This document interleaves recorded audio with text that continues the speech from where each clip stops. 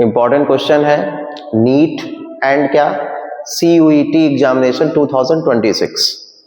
देखिए यहाँ पे राइट है कि the oxidation state of chromium in CrO5।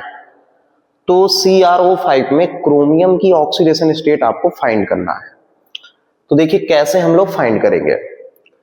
तो देखिए सबसे स्ट्रॉन्ग ट्रिक जो है ऑक्सीडेशन स्टेट फाइंड करने की किसी भी मेटल के कंपाउंड में, तो उसके लिए सबसे पहले जो है आप उसका स्ट्रक्चर बनाइए। यदि आप उसका करेक्ट स्ट्रक्चर बना लेते हैं तो आपका ऑक्सीडेशन स्टेट कभी भी रॉन्ग नहीं होगा।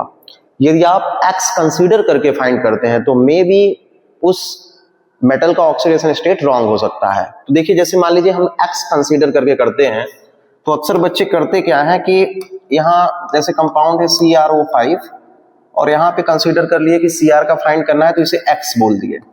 फिर क्या करते हैं कि देखते हैं कि जो एटम है उसका चार्ज, तो ऑक्सीजन का -2, number of atom 5 equal to कितना 0, तो मतलब x - 10 इक्वल टू 0, तो x इक्वल टू कितना आ जाएगा +10।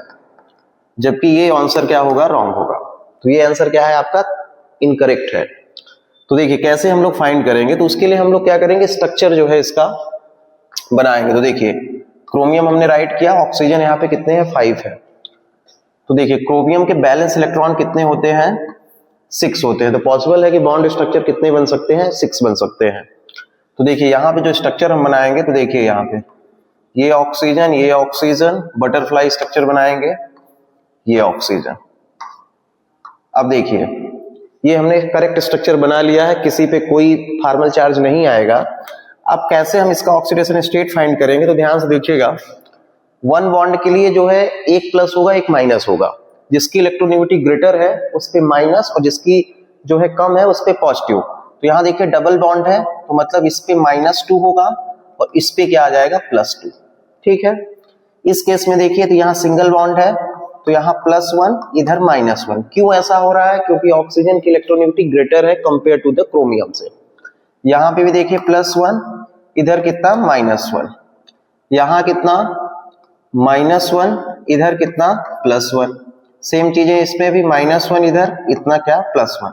तो अब आप देखिए ध्यान से, यहाँ यदि आप +1 को काउंट करेंगे, मतलब ये प्लस वाले चार्ज को काउंट करेंगे क्योंकि क्रोमियम का फाइंड करना है, तो +2 +3 +4 +5 +6। तो करेक्ट आंसर क्या होगा +6।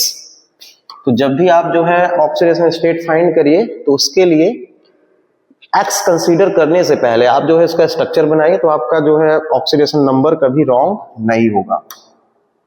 नेक्स्ट क्वेश्चन है कि which one of the following compound does not decolourise bromine water.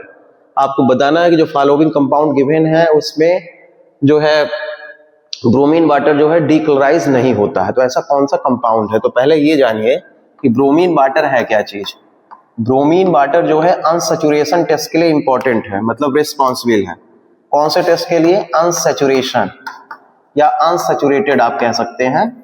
Unsaturated का मतलब है ऐसा कंपाउंड जिसमें डबल और ट्रिपल बॉन्ड हो। तो वहां पे हम लोग ब्रोमीन वाटर लैब में यूज करते हैं CCl4 के प्रेजेंस में। तो उसकी जब हम रिएक्शन कराते हैं गिवन कंपाउंड के साथ, तो यदि वो अनसैचुरेटेड है मतलब डबल या ट्रिपल बॉन्ड है, तो वहां पे क्या हो जाएगा, डबल और ट्रिपल बॉन्ड के केस में वो डीकलराइज, मतलब वो क्या हो जाएगा, उसका कलर जो है ब्रोमीन वाटर का ब्राउनिश रेडिश होता है, तो डीकलराइज हो जाएगा।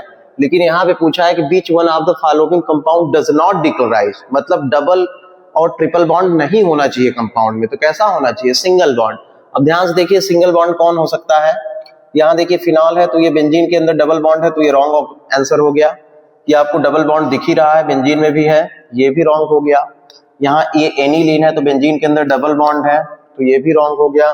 तो करेक्ट ऑप्शन क्या होगा, डी। तो फिर से देखिए ब्रोमीन वाटर जो है एक ऐसा रीजेंट है जिसका यूज हम अनसैचुरेशन टेस्ट में करते हैं। अनसैचुरेशन का मतलब है कंपाउंड बिटवीन क्या हो, डबल या ट्रिपल बॉन्ड हो। तो यदि हम ब्रोमीन वाटर उसमें ऐड करेंगे तो वो डीकलराइज हो जाता है। तो क्वेश्चन था कि डीकलराइज कौन नहीं होगा, मतलब सैचुरेटेड कंपाउंड। तो सैचुरेटेड कंपाउंड यहाँ पे क्या है, साइक्लोहेक्सेन। थर्ड क्वेश्चन इंपॉर्टेंट है, जेई मेंस का ये क्वेश्चन है। List first and list second given है और आपको बताना है कि लिस्ट फर्स्ट में जो NaCl है, NH2CONH2 है, Al2SO4 होल थ्राइज है और MgCl2 वाटर में डिसॉल्व है और यहाँ बॉन्ट ऑफ फैक्टर है, तो आपको बताना है कि इसमें करेक्ट ऑप्शन क्या है। ये जेईई मेन का क्वेश्चन है, तो ध्यान से देखिए। जो इलेक्ट्रोलाइट होता है, जो वाटर में डिसॉल्व होने पे आयन में कन्वर्ट होगा, इलेक्ट्रोलाइट है क्योंकि वो इलेक्ट्रिसिटी जनरेट करेगा। और इस जो नॉन इलेक्ट्रोलाइट है वाटर में डिसॉल्व होंगे लेकिन आयन में कन्वर्ट नहीं होते हैं। डिसॉल्व तो होंगे लेकिन वाटर में जो है आयन में कन्वर्ट नहीं होते हैं। तो देखिए NaCl को यदि हम वाटर में डिसॉल्व करेंगे तो ये आयन में कन्वर्ट हो जाए, तो क्या बना लेगा, Na पॉजिटिव प्लस क्या, Cl निगेटिव। तो देखिए कितने आयन हो गए, 2, मतलब बॉन्ट ऑफ फैक्टर 2 हुआ। NH2CO NH2 ये नॉन इलेक्ट्रोलाइट है, वाटर में डिसॉल्व होने पे ये आयन में कन्वर्ट नहीं होगा, तो मतलब बॉन्ट ऑफ फैक्टर कितना होगा, 1। फिर Al2SO4 है, तो वाटर में जब डिसॉल्व करेंगे तो देखिए Al के नंबर ऑफ एटम 2 है, 3 पॉजिटिव प्लस क्या, 3SO4 2 निगेटिव। तो देखिए कितने हो गए, 2Al 3A, तो मतलब टोटल कितने हो गए, 5। फिर यहाँ पे देखिए MgCl2 है, तो वाटर में डिसॉल्व करेंगे, इलेक्ट्रोलाइट है तो आयन में कन्वर्ट होगा, Mg2 पॉजिटिव प्लस क्या, Cl माइनस, 2Cl माइनस, तो Mg1 Cl कितने, 2, तो 2 1 कितना हो गया, 3। तो देखिए 2 1 5 3, 2 1 5 3, मतलब NaCl का कितना हो रहा है, 2, तो ये ऑप्शन होना चाहिए। NH2CO NH2 का कितना है, 1, तो ये होना चाहिए। Al2SO4 कितना है, 5, तो ये। तो अब आप यहाँ पे करेक्ट ऑप्शन चूज करिए, तो आप देखेंगे कि करेक्ट ऑप्शन यहाँ पे क्या होगा, थर्ड होगा। A का 4, B का फर्स्ट, B का फर्स्ट, C का कितना, C का थर्ड और D का कितना, सेकंड। तो करेक्ट ऑप्शन क्या होगा, A।